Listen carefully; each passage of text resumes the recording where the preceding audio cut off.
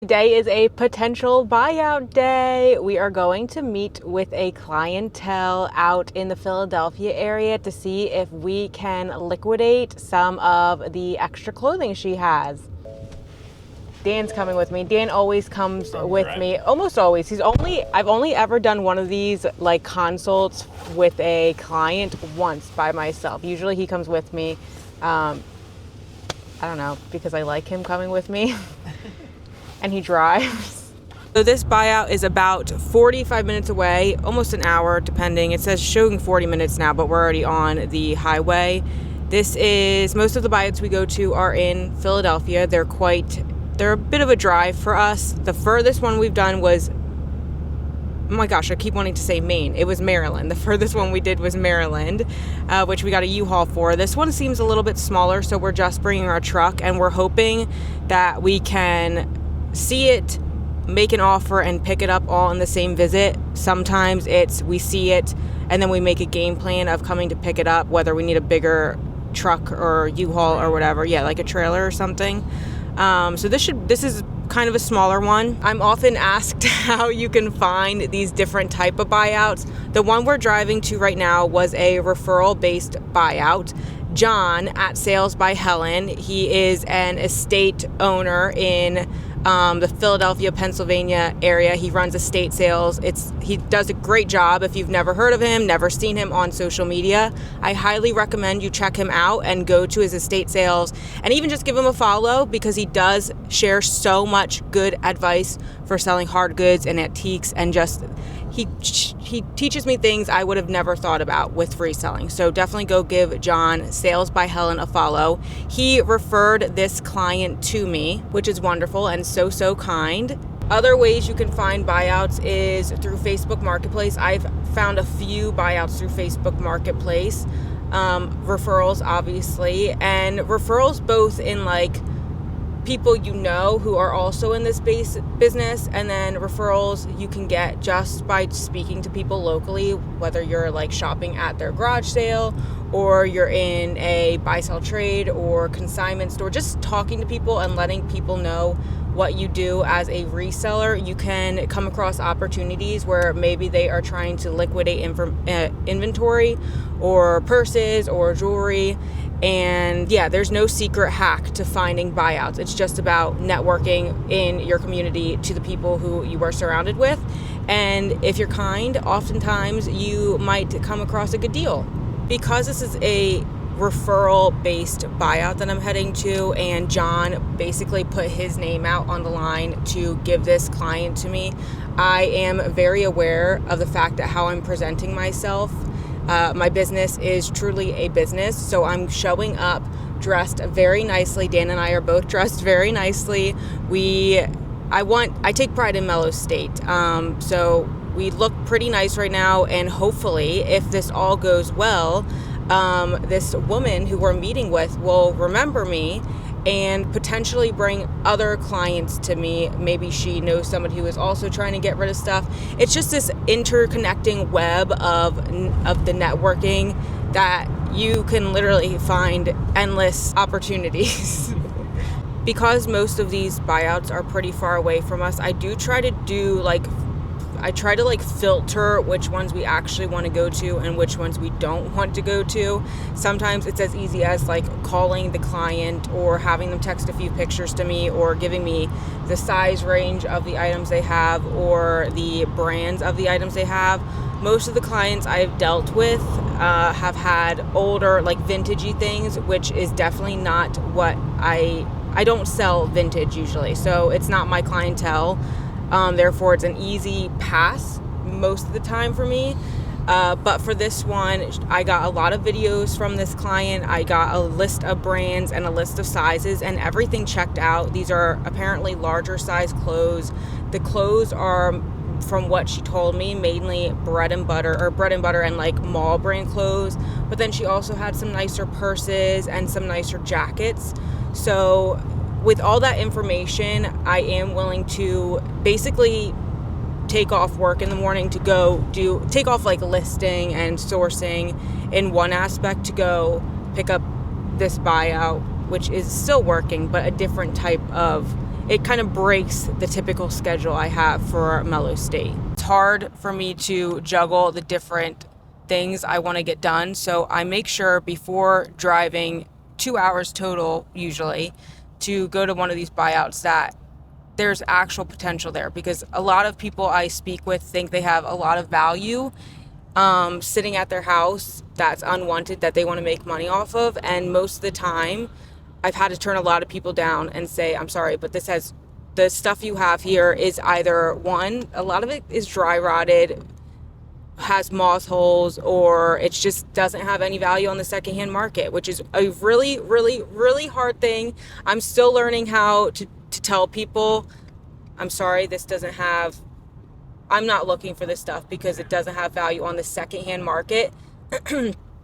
I give props to anybody who's able to do that, because that's probably one of the hardest things about it. And that's why going to these different buyouts, I do get a little bit anxious about it, because I know I'm going to have to negotiate. I know I'm going to have to tell them the value of their item based on what the current market is for it, and it's not easy. And sometimes it might not be their stuff. It could be their loved one's stuff that passed away that they're trying to get out of the house.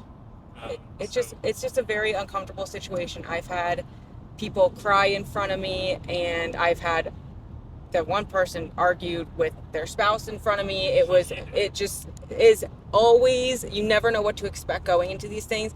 But on the flip side of it, I have met amazing people, very, very kind people, heard some amazing stories of their loved ones or their items that they own. So it's just a very hard situation walking into one of these, but we'll see. Hopefully today is a good one. But either way, hopefully you're learning about like my mindset and my thoughts walking into one of these buyouts where I have no clue what can happen and no clue what I'm going to see there.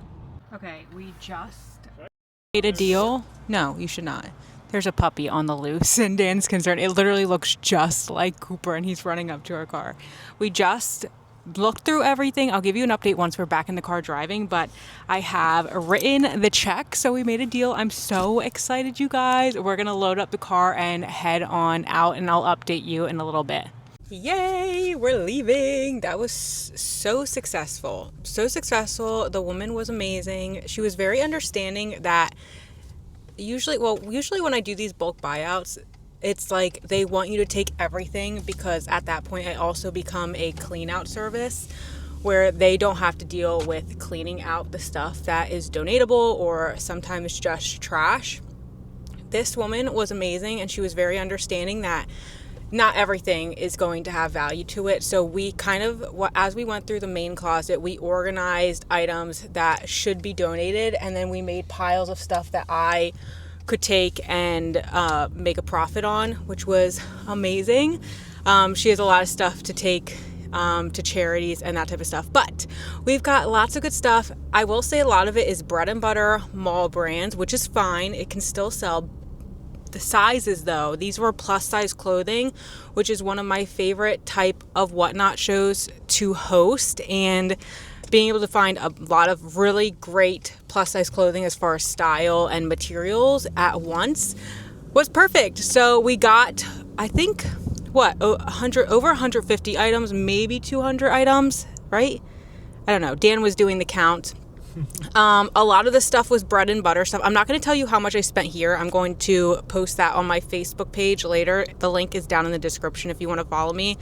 But I will tell you, there were certain pieces that I noted as I was pulling them out and adding them to my pile to take home that I kind of counted separately that weren't really bread and butter pieces. They were pieces that could bring more income, and I did pay more for those specific pieces. Not everything just has to be like a flat rate of X amount of dollars per item. So there were some nicer purses that I did that for, some Irish wool sweaters that I definitely paid up for, and the jackets and stuff, I paid up for the jackets and like the blazer coats, although they were more substantial pieces.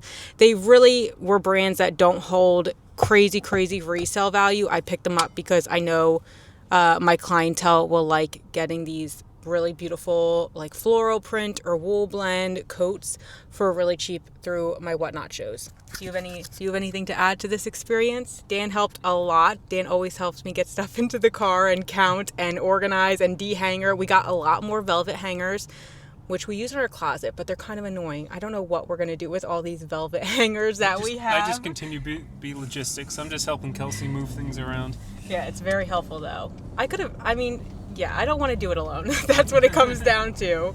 I don't want to do these type of things alone. But do you have anything else to add about the experience? Anything different from other buyouts? This one was really super easy. Mm-hmm. It's so much easier when the client just gets what is happening and the value, and she trusted my, I guess, knowledge of all this, the clothing and stuff, to just say, do what you need to do and come talk to me about a price afterwards, which was, I think, very nice. She was very kind. So. Yeah, and the original owner kept things fairly neat and clean, mm-hmm. So that helped. That also helps a lot. You would be surprised. We've had places where we walked out with nothing. We've also had buyouts where we've gone in and we've cherry picked 2 or 3 pieces. The smallest buyout that we did, I think I walked out with 3 items, and I wrote a check for like $20. It was really, really sad, and we traveled very far for it. But this one, being with how many items we got, was, the client was kind of frustrated too. Yeah, she was the previous, not this client, the client where I only bought 3 items. It was awkward because she didn't understand that, like, these things are falling apart, dry rotted. They have not been touched in years. At one point, I'm sure they were beautiful, but at this point, 20 years down the line, staying in a closet has not done them well. And sometimes you really have to check for condition. Sometimes things are falling apart. I did a buyout one time, and this one was the one where the lady was crying with me. I felt very bad. She was crying because she wanted more money for the stuff, and I wasn't comfortable with it. And then we did actually give her, I think, like a few $100s more.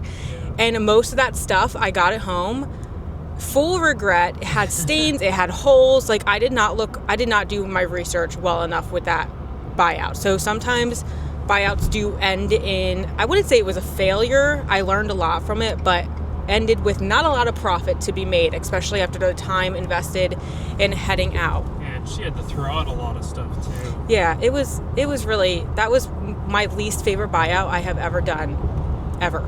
It is currently 10:25 and we got there at 9 o'clock. So it took an hour and a half to sort, to count, all that stuff. And we're walking away with at least 150 items. Yeah. That's really good. We did leave at 8 o'clock though. So what, we're going to have 3.5 hours into this. Yep. And I'll have like 2 or 3 Whatnot shows out of it, hopefully. Pretty good. This is really exciting. Yay! That's all we have for this video though. If you learned something new, definitely be sure to like this video, subscribe for more reselling content. I post new videos every Tuesday and Thursday. If you have any specific questions that I did not touch on in this video about my buyouts, please let me know. I'll be happy to answer them down in the comments as well. But we will catch you in the next one. Smooches. Say it. Smooches.